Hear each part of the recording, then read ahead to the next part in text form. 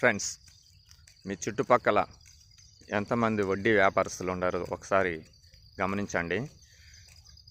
మన ముందర మనం ఏడ డబ్బులు అడుగుతామని చెప్పేసి మా దగ్గర డబ్బులు లేవు, సంఘానికి కట్టుకోవడానికి లేదు, చీటీ కట్టుకోవడానికి లేదు, తినడానికి లేదు అని చెప్పేసి చాలామంది తిరుగుతుంటారు.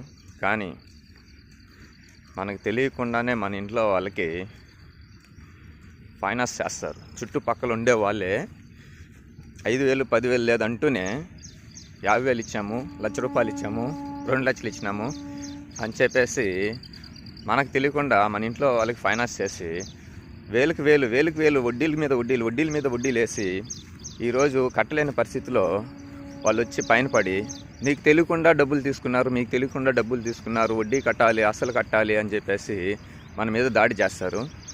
మీ చుట్టుపక్కల ఎంతమంది అట్లా వడ్డీలు